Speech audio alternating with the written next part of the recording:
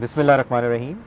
Today we have the honor of having Professor Murat Erturk from Turkey, who is a world-renowned stem cell manufacturing expert. And today we have invited him to talk about coronavirus because his primary specialty is virology. As a virologist, the coronavirus is, of course, something new to the human population regarding its potential of infecting naive people who never had such an experience before. It's not like seasonal influenza virus, of course. Although seasonal influenza viruses causes thousands of deaths all over the world every year, the importance of coronavirus is purely of its being a newly generated virus. When I mean the generated, it's not as some people say that it's not generated in the lab.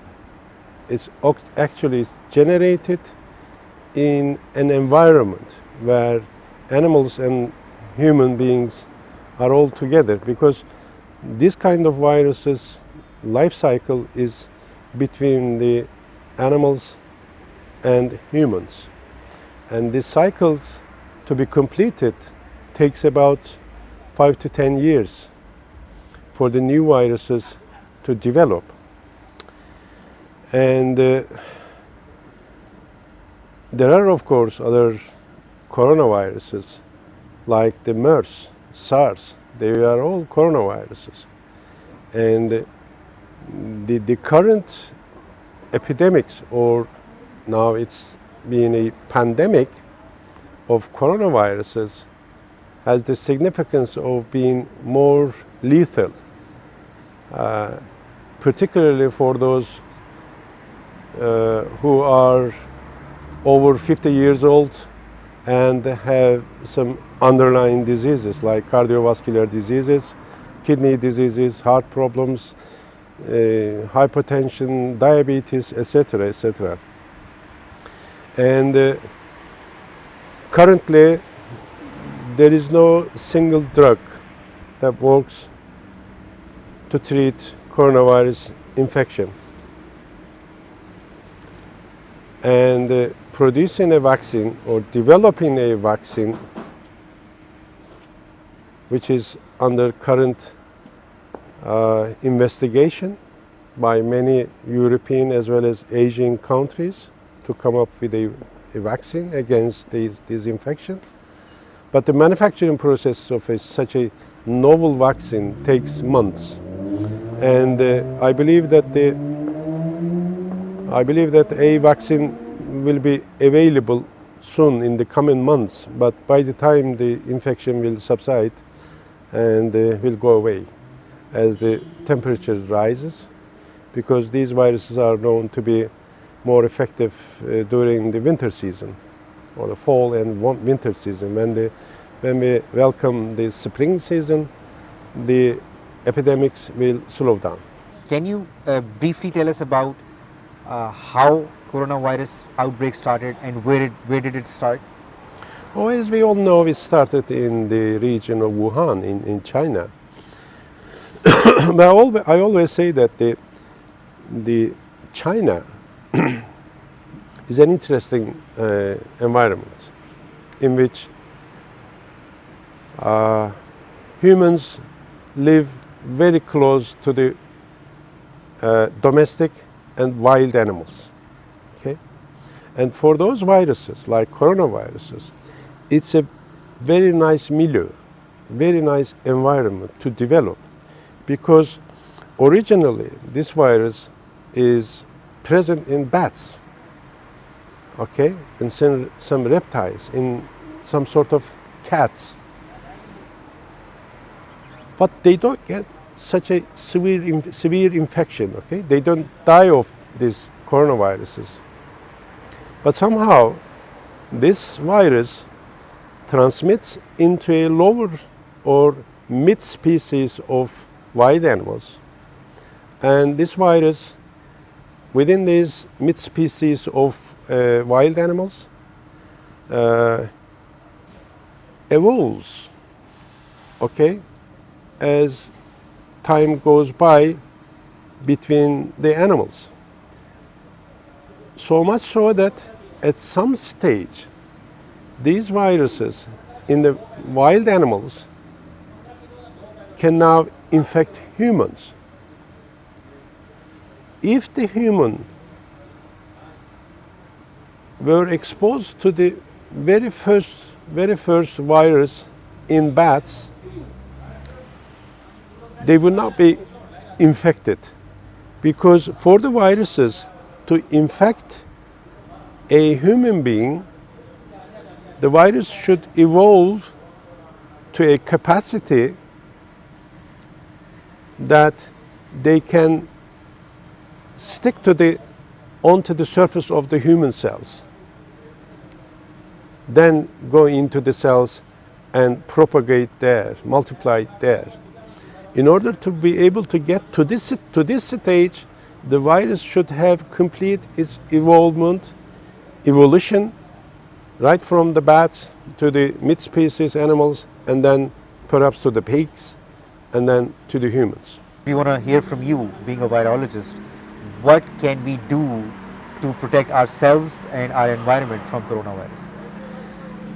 Well, I think I have to give this example, if you excuse me, please. How do you avoid sexually transmitted diseases? It's very simple. You stay away, from multiple partners, and stay with one partner. Okay, so it's as simple as this, To avoid being infected with these viruses, all you have to do, take your simple precautions. Because the virus, when infected persons, when they sneeze or cough, they release virus particles into the air. They are just suspended in the air. For them to come down to the surface, it's not so difficult, okay? So if you are very close to a person who is infected and sneezes and coughs, releases the virus in the environment. So the very common sense is that you should wear a face mask, okay? And so that the virus will get trapped on this face mask. So you will not be getting into your respiratory system or into your throat, whatever it is. And for those viruses that is been sitting on the surfaces, the fact is that these viruses are being in envelope viruses are more sensitive to the dryness and sunshine, etc. So we know that the virus may stay alive on the surfaces for up to 24 hours, depending on the physical nature of the material, the humidity, etc., etc. So we all live in the same environment. We can't avoid touching the surfaces. We do with our hands. So the common sense tells you that you have to wash your hands, not to touch your nose, not to get piece of meat from, the between your teeth with your fingers, okay, before you washing your hands. I mean, these simple precautions should definitely keeps you away from the virus, okay? And going mad about looking for disinfectants that kills virus, of course it's a choice, but it's not the solution, These simple precautions that everyone can take can actually save you from being infected.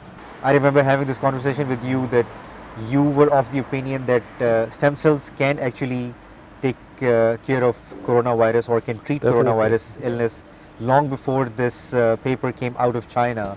And it's funny that we were having this conversation, and a few days later, it was on the news that Chinese have treated patients with mesenchymal stem cells with wonderful results, and now it is being claimed as victory against coronavirus. So, can you please talk about that in detail? How mesenchymal stem cells can help with treating coronavirus patients?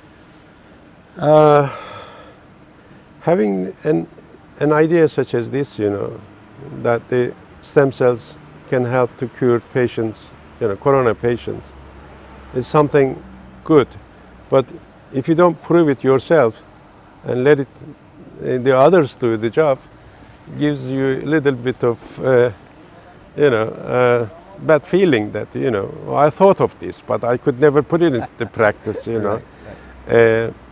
But yes, this is I've been thinking about this for a long time after reading some publications that the stem cells can be effective in treating some infections, bacterial infections, septicemia, for instance. There are hundreds of preclinical studies, even some human trials showing that the stem cells can actually cure the septicemia, it's a blood infection as far as you know.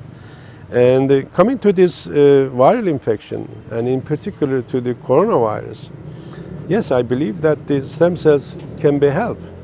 And that has been proven by the Chinese scientists, that elegantly they showed that the 7 patients admitted to the ICU where they could do nothing but just palliative treatments, maintenance treatments, we call it. So they were very courageous to use stem cells in these patients and showed that in 2 weeks' time, they were all free of the coronavirus. They got very well. And I must congratulate them, honestly, that at least they proved my, long belief that the stem cells can work in treating such infections. Can you tell us if this treatment can be provided to Pakistani patients and Pakistani population today? Having these Chinese scientists proving that the stem cells can cure no hope corona infected patients is a good news, so that as I have been advising to you, if any patients get to this stage where nothing else can be done, then IRM should be able to supply these departments with stem cells to be used in these patients to save their life. So, in simple words, the Pakistanis should not worry too much about coronavirus, knowing at the back of their mind that they can get stem cell treatment in Pakistan. Definitely, yes. So I want to thank you very much for sparing your precious time and talking to us at CCTV. You're very welcome. You're Thank very you. welcome.